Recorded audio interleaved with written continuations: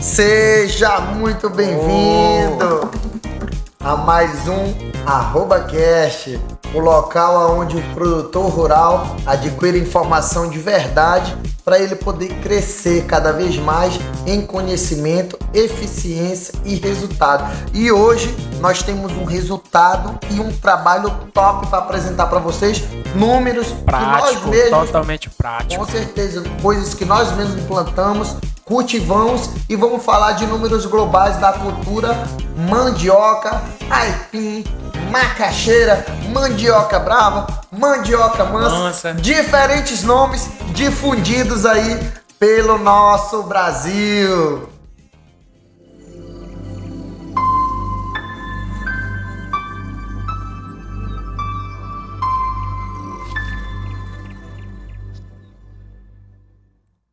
Falando da estrutura geral da mandioca, algo aí que é indispensável pra gente aqui no Pará, né, Ariel? A questão da fécula da mandioca para fazer a tapioca, a questão da farinha que nós comemos praticamente o dia todo, né? O dia todo, isso, exatamente. Comemos ali no arroz, no feijão, comemos ela ali no almoço, na merenda, é tudo enquanto, pessoal. E é isso daí. Ariel, fala um pouco da botânica dessa planta, de como ela é um tubérculo, ela é uma raiz, ela é um milagre, então, o que ela é? Gente, olha só, falando a nível de lenda, de que rola aqui na Amazônia, segundo uma lenda do início do cultivo, né, e do surgimento dessa espécie, existia uma tribo onde existia uma moça muito branquinha, e ela inclusive era filha de um pajé, Paulo.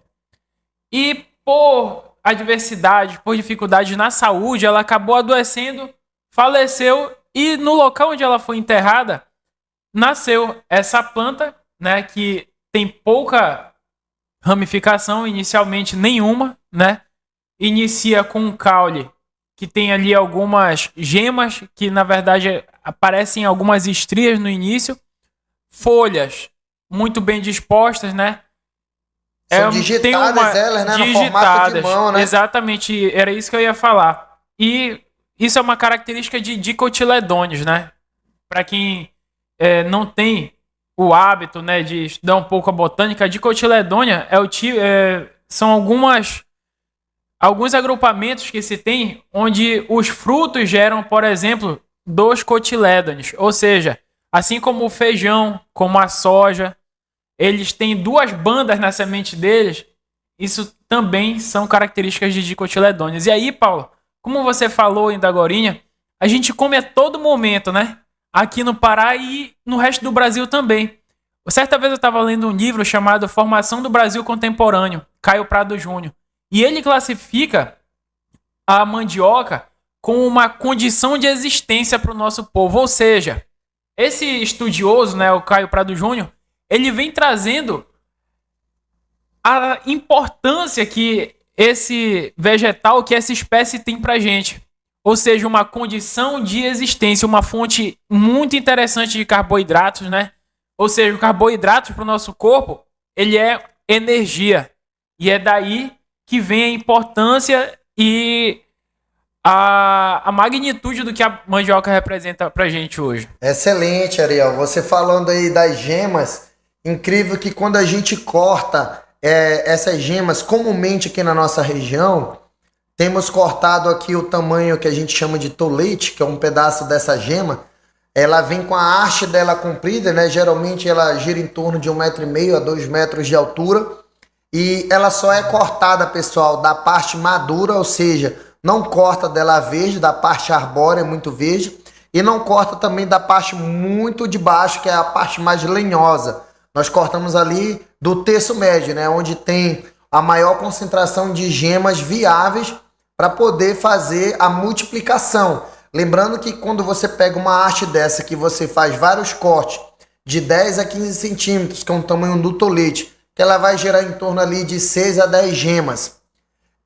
Elas são plantadas, pessoal, em torno aí de 2, 3 centímetros de profundidade. E é essas gemas que vai dar origem às novas raízes. Ela é um tubérculo, correto, Ariel? Assim, quando a gente vai falar de tubérculo, a gente entra numa classificação botânica que o tubérculo ele é classificado como um caule. E na verdade elas são raízes, são tuberosas, raízes tuberosas. Essa aqui é a Excelente. classificação. Então, por isso que ela lança aquelas raízes para ela se estruturar e depois que ela se estrutura, ela começa só a encorpar, né? E eu tenho uma pergunta para ti agora, Paulo. Pode falar. É uma discussão imensa que a gente tem com todo e qualquer produtor que planta a roça de mandioca. Planta deitada ou planta a roça em pé? Olha, como eu ando um pouco, né? Não gosto de dizer que eu ando muito, mas nessas minhas andadas aqui ao longo do estado, eu me deparei com situações parecidas com essa. E eu achei muito inusitado, eu achei inovador, e isso me despertou muito a minha curiosidade para me querer correr atrás de novos plantios igual a esse para descobrir o segredo por detrás disso.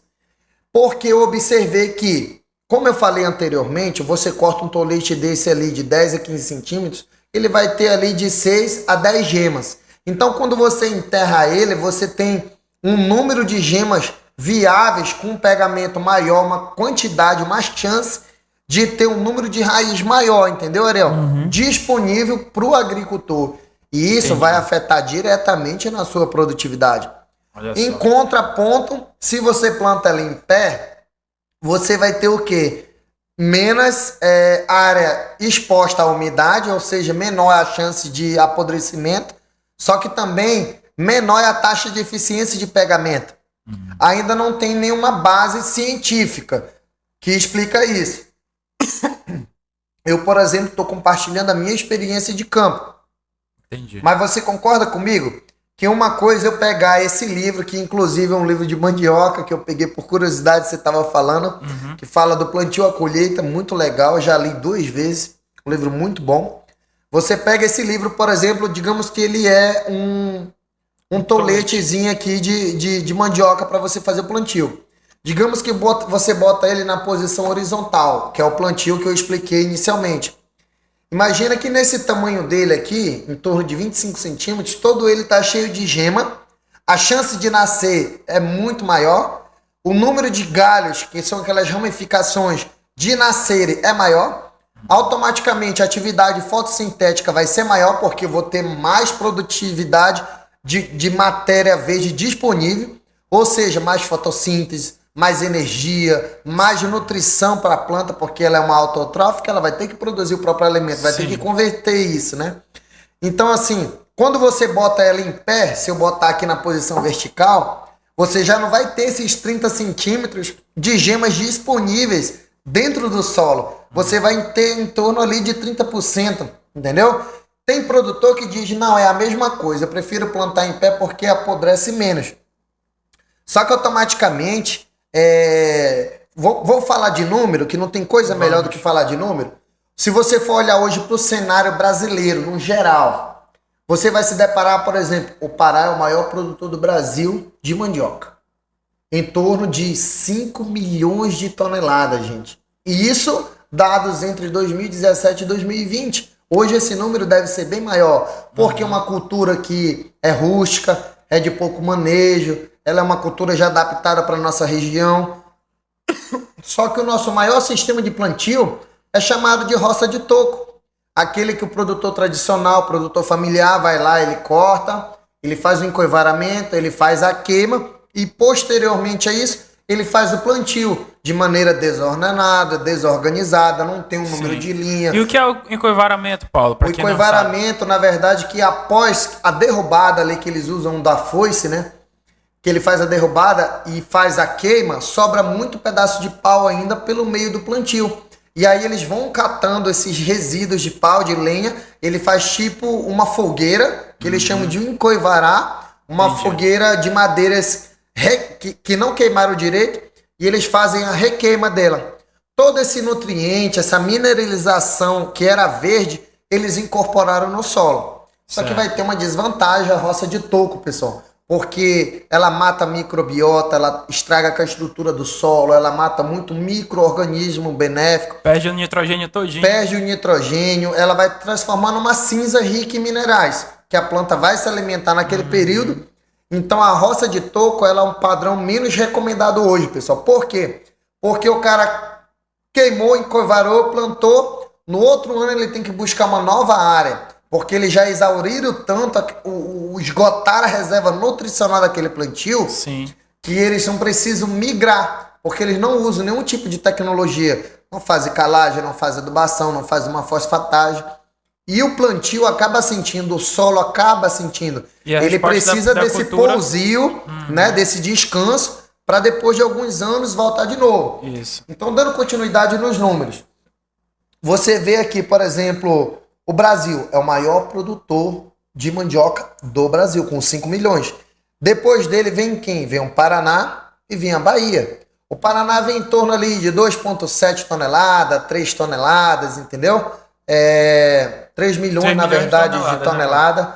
Entendeu? E depois disso você vem a Bahia ali com 3,2, entendeu? Ultimamente ela caiu também, deu espaço para outras culturas, e ela já caiu ali para seus 2,5, 2,7 milhões de toneladas. Só que quando você olha quem é o maior em produtividade, aí o cenário inverte. Entendeu? Em produtividade, o Paraná ele se torna o maior produtor do Brasil em produtividade de raiz em quilos por hectare. Então hoje nós temos aqui plantio com tecnologia, o plantio com espaçamento, feito com maquinário, usado uma adubação meia boca, mas a gente tem essa realidade também. Aqui nós temos produtores de grão, que em vez de fazer uma safrinha de grão, ele faz de mandioca. Entendeu? Porque a área já está preparada, ele utiliza o resíduo, entendeu? Gosta de fazer também um ciclo de cultura. Detalhe. Rotação, né? Uma rotação de cultura. Eu acompanhei produtores que fazem rotação de cultura com a mandioca, o índice de doenças nele no milho e com a ferrugem também, fusário, o wild ou mildio, nas lavouras de soja, tem sido bem menor, porque ele não rotaciona só com milho, ele rotaciona com com a mandioca. Quebra o ciclo de pragas e doenças, né? Quebra o ciclo de pragas e doenças, porque são culturas com maior característica atrativa para pragas e doenças, como o milho e a soja, contra uma planta que é altamente resistente a ataque de praga. Exatamente. Entendeu? Como mesmo tendo ataque de praga, ela vai responder em produtividade, em produção, como a mandioca. Então hoje você olha o cenário, o Pará é o maior produtor de raiz do Brasil. Você vê em segundo lugar, Paraná, segundo maior produtor. Enquanto o Pará está com 5 milhões de toneladas por hectare ano, você vê o Paraná ali em torno de 2,5, 2,7, no máximo 3 toneladas. Sim. No total. Milhões de toneladas. Isso. Por estado, isso, né? Entendi. Por estado. Aí o que é que acontece, Ariel? Quando você fala em produtividade, é a assertividade, o aumento de produção em quilos na mesma área plantada. Exatamente. Então, para você, amigo produtor, saiba dessa diferença. Produção é o que eu produzo. Por exemplo, a minha jornada de trabalho, ela tem 8 horas, igual a do Ariel. Então, isso é produção. Só que, enquanto o Ariel faz fator 3 de resultado para a empresa, eu entrego o fator 7. Ou seja, nas mesmas 8 horas eu produzi o dobro. Então, produtividade é você aproveitar ao mesmo tempo, a mesma área, a mesma condição e tornar ela um resultado muito maior, muito mais favorável. Então, o Paraná hoje, você vê ele ali em torno das suas 23,5, 24,5 mil quilos por hectare. Ou seja, tira em torno de 24 toneladas de raiz por hectare ano. Certo. E o Pará? 15, 14,5, 15. Caramba, é uma diferença gritante. Quase o dobro, nós estamos falando de 70% a mais de produtividade. Agora vamos para a conta, que eu gosto muito disso, entendeu? Então hoje, pessoal, aqui está rolando em torno de uns R$20 a caixa de mandioca, né? R$20 dividido por 40 quilos, que é o peso dela, sai a 50 centavos o quilo. Então, se você tem aqui 50 centavos o quilo vezes 14 mil quilos, o custo de produção que você vai ter ali, a receita bruta, vai ter R$7.000 por hectare, na realidade do Pará hoje. Certo. Quando você olha esses mesmos 50 centavos da realidade do Pará, que eu não sei a precificação para lá, quando você multiplica isso daqui por 24 mil quilos, você vai ter uma receita de R$12.000 bruto por hectare. Quase o dobro. 12 mil menos 7, vezes 100, que eu gosto de ser audacioso, né? Dividido por 7 mil. você vai ter um incremento de 71,42% a mais de produtividade. Entendi. E o que eles fizeram? Manejo de solo. Investimento em genética. Porque hoje você seleciona estacas que entregam um alto rendimento, uma alta produtividade, entendeu? Para o produtor. E em cima disso, o plantio vai te devolver. Ou seja, o que você investiu a mais com preparo de área, com correção de solo, que você investiu com nutrição, isso vai te devolver. Porque o máximo que esse investimento adicional vai chegar é 30%. Então, por mais que você tire 30% de 71, ainda sobra 41% de receita a mais por você ter investido. Então, e é por isso que é um investimento e não um custo, né? Um custo. Não é um gasto. E é isso que falta a gente muitas vezes enxergar, que às vezes você faz entre aspas, um gasto a mais, onde na verdade é um investimento, e lá na frente a cultura vai lhe recompensar, desde que você faça tudo certinho, né, Paulo? Não é de qualquer forma. Você tem que investir em uma análise de solo. Tem gente que fala assim, não, é só jogar 18, 18, 18, 10 gramas por planta, 3 vezes durante o ciclo. Não é assim, gente.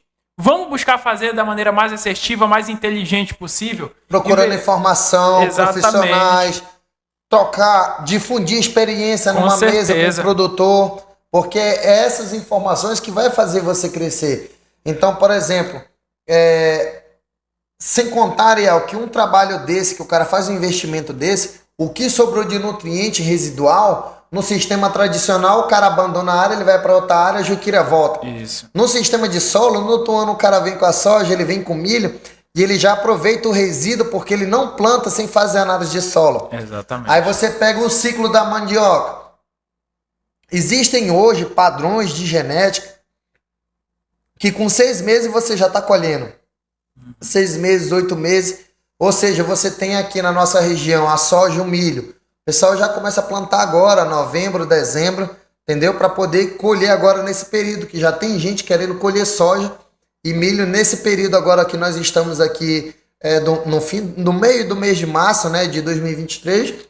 Só que também tem muita chuva, então ele não consegue colher, nem pôr no silo por conta da alta umidade. Entendi. Mas após a colheita ele entra com a mandioca. Aí quando for outubro, ele colhe toda essa mandioca, vende, já está com resíduo, solo preparado, ele já vai... E muito mais dinheiro no bolso. E muito mais dinheiro no bolso. Ou seja, qualquer problema que ele tiver com a soja ou com o milho, ele tem ali aquele caixa ali reservado para poder investir na cultura, entendeu? Com certeza. Na cultura do... E é importante a gente falar aqui, Paulo, por exemplo, você falou aí do sistema de coivara, né? Corte e queima, que esse sistema já foi sustentável um dia, quando a gente tinha um número de pessoas muito menor no planeta, né? A pessoa tinha área disponível para explorar à vontade.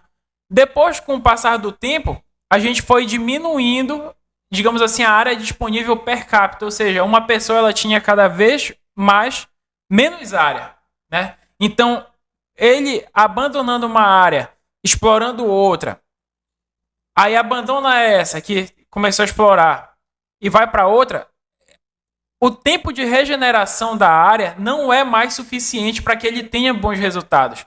E é por isso que a gente entra com técnicas, com insumos e com conhecimento e tecnologia para viabilizar cada vez mais uma produtividade satisfatória na mesma área.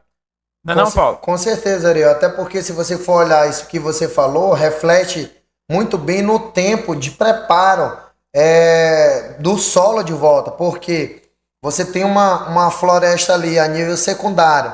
Você derruba ela, aquela vegetação mais alta ali, aquela juquira. Sim. Faz a queima dela, faz o plantio e abandona. Quando ela vem, já vem uma geração terciária. Ou seja, aquele tipo de vegetação que era comum na secundária, quando vem na terciária ele já não vem mais. Só vem malícia, entendeu? Vem outro tipo de juquira, aqueles tipos de cipó que tinha já não vem mais.